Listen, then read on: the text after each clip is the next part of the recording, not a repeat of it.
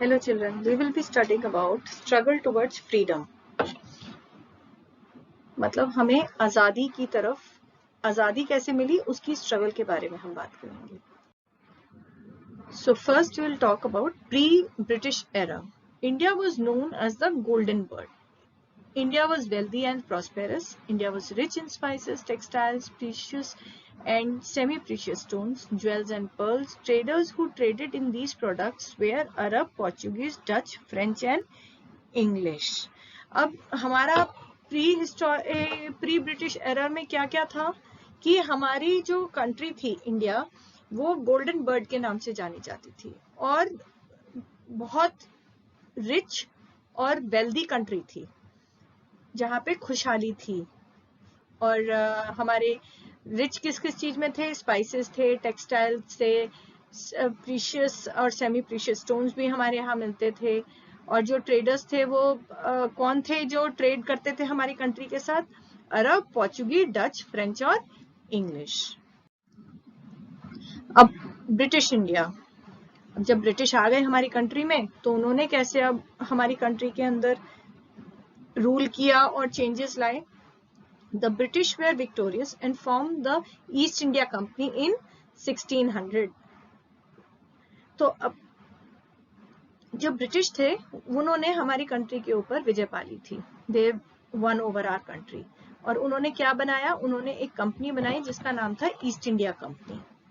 They brought goods at cheap prices from Indians and sold them at expensive rates in other countries. अब उन्होंने क्या किया कि उन्होंने जो हमारी कंट्री थी ना उसके अंदर लोगों को अपने मजदूर बना लिया और बनाने के बाद जो वो प्रोडक्ट्स बनाते थे ना, हमारे जो पुअर लोग होते थे, जो क्राफ्टमैन होते थे, उनसे वो सस्ते में काम करवाते थे. लेकिन जो वो चीज बनाते थे ना वो जाके दूसरी कंट्रीज में उसको हाई रेट पे बेचते थे. तो उसको बेचने से क्या होता था कि वो लोग रिच बनते चले गए और उन्होंने हमारी कंट्री को क्या किया? पुअर बनाते चले गए. The British established a lot of factories all over India. अब इस तरह उन्होंने क्योंकि वो रिच बनते जा रहे थे तो वो और भी ज्यादा फैक्ट्रीज डाल रहे थे. तो जैसे जैसे फैक्ट्रीज डालते थे तो और भी ज्यादा हमारी कंट्री को पुअर बना रहे थे. लेबर से काम कराते थे, उनको पैसे थोड़े देते थे और प्रॉफिट खुद सारा ले लेते थे. Anti British sentiments. अब and India was a agrarian economy. The East India Company exploited the farmers. अब हमारे कंट्री के अंदर ना फार्मिंग ज्यादा थी और बहुत ज्यादा फार्मिंग होने से हर चीज का रॉ मटेरियल बहुत अच्छा मिलता था. तो अब ईस्ट इंडिया कंपनी वालों ने, ये जो ब्रिटिशर्स ने, इन लोगों ने क्या किया? इन लोगों ने हमारे फार्मर्स को एक्सप्लॉइट करना शुरू किया. वो लोग क्या करते थे? They forced to grow product that could be sold overseas. अब वो सिर्फ उस जो फार्मर्स ग्रो करना चाहते थे ना वो नहीं ग्रो करने देते थे उनको ग्रो करने के लिए ऐसी चीज बोलते थे जो वो लोग दूसरी कंट्री में ओवरसीज जाके बेच सके. Cotton, a cash crop, was grown widely as it was used as a raw material for textiles by the British. अब जो कॉटन था ना उसको वो लोग ज्यादा ग्रो करवाने लगे क्योंकि वो दूसरी कंट्रीज में रॉ मटेरियल की तरह टेक्सटाइल्स का क्या मतलब हुआ? कपड़े में यूज कर सकते थे. Farmers were not allowed to grow food as a result of which they starved. अब उन लोगों को खाना नहीं ग्रो करने देते थे. कोई भी चावल, दाल, व्हीट, राइस, ये सब कुछ नहीं ग्रो होता था. ग्रो करते थे तो वो लोग उनको पनिश करते थे. तो जब वो नहीं ग्रो करते थे तो फार्मर्स को खाने को कुछ नहीं मिलता था, तो वो भूखे रह जाते थे. The Indian handloom suffered. A cloth made in the mills was cheaper than the ones made by hand. The British made unjust laws that angered the kings of India. For example, if they didn't have any hair, their land or kingdom would be taken away from them. There was unemployment and a lot of Indians lost their jobs. People from different parts of the country revolted, but there was not in unison. अब India के अंदर cloth के अंदर तो खैर drawback आया ही था कि हमारे फार्मर्स सफर कर रहे थे हाथ से जो बनाते थे और मिल्स में जब बनने शुरू हुआ तो मिल्स का चीज जल्दी सस्ती बिकने लगी और जो वो हाथ से बनाते थे उसकी कोई वैल्यू नहीं रह गई। ये चीज के लिए लोगों से एम्प्लॉयमेंट ले ली गई थी क्योंकि मिल्स में क्या कहते हैं मशीन्स बना देती थी, तो लेकिन जो एम्प्लॉयज होते थे उनको हटा दिया, जो ह्यूमन लेबर थी उसको हटा दिया उन लोगों ने, तो अनएम्प्लॉयमेंट हमारी कंट्री में फैल गई। फिर जो ब्रिटिशर्स ने अनजस्ट लॉज बनाए कि अगर राजा का हायर नहीं है, कोई बेटा बेटी नहीं है, तो जो उनका किंगडम है या लैंड है वो ब्रिटिशर्स ले लेंगे। अब इन सब चीजों को देखते हुए लोगों ने इंडिया के डिफरेंट पार्ट्स में ब्रिटिशर्स के अगेंस्ट रिवोल्ट किया। रिवोल्ट ऑफ 1857 पहला हुआ। The major revolt broke out by the Indian soldiers serving in the British army. अब पहला रिवोल्ट किसने किया? जो इंडियन सोल्जर्स थे ना, जो ब्रिटिश आर्मी में, उन लोगों ने किया। Lee Enfield rifle was the main cause. The soldiers had to bit off the greased cartridges, but they were laden with pig and cow fat, which hurted the sentiments of the Hindus and the Muslims both. They fired at the British army and opened the prisoners in a fit of rage. अब इनकी असली problem कहाँ थी? ये revolt क्यों शुरू हुआ था? क्योंकि ली एनफील्ड राइफल करके एक बंदूक थी। अब उसको अगर ग्रीस करना था ना, उसकी कार्ट्रिजेस को अगर ऑयलिंग करना था, तो उन लोगों ने क्या चीज दी उनको करने के लिए? पिग का और काउ का फैट से उसको करने के लिए दिया गया। मतलब पिग्स को भी मारा और काउस को भी मार के उनका जो फैट निकाला उससे उसको ग्रीस करने के लिए दिया गया। अब ये चीज तो गलत है। हमारे कंट्री में हम लोग काउ को गॉड की तरह प्रे करते हैं, मदरली हमारे को हम रिस्पेक्ट देते हैं काउ को। तो हमारे हिंदूज और मुस्लिम दोनों के सेंटिमेंट्स हर्ट हुए इससे, और उन लोगों ने रिफ्ट में क्या किया? ब्रिटिश आर्मी के अंदर जितने भी प्रिजनर्स थे उनको खोल दिया। On 29th March 1857, Mangal Pandey, a soldier, attacked a British officer and he was hanged, which further stirred a revolt. अब 29 मार्च 1857 में मंगल पांडे एक सोल्जर था जिसने एक ब्रिटिश ऑफिसर को मार दिया, और उसको मारने के बाद तो ब्रिटिशर्स ने पकड़ लिया और उसको हैंग कर दिया, जो रिवोल्ट को और ज्यादा स्ट्रॉन्ग कर दिया। रिवोल्ट ऑफ 1857 कैसे आगे बढ़ता चला गया? Started in Meerut and spread towards Delhi. Bahadur Shah Zafar II led the revolt. Some of the main leaders of the revolt were Tata Topiye, Nana Sahib at Kanpur, Lakshmi Bai at Jhansi, Begum Hazrat Mahal at Awadh.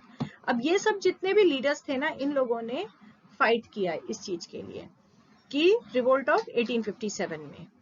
और ये ज्यादा कहाँ start हुआ था? मेरठ से शुरू होता होता दिल्ली तक पहुंच गया। अब इसका क्या रिजल्ट हुआ? Revolt of 1857 it led to the end of East India company. अब ये जब रिवोल्ट हुआ ना, तो ईस्ट इंडिया कंपनी को बंद कर दिया गया।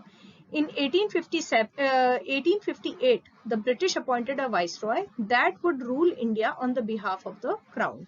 अब ब्रिटिश की तो रानी थी, महारानी ने क्या किया कि यहाँ पे इंडिया में ना 1858 में एक ब्रिटिश वाइसरॉय को अपॉइंट कर दिया, जो ओवरऑल पूरा का पूरा ध्यान रखेगा।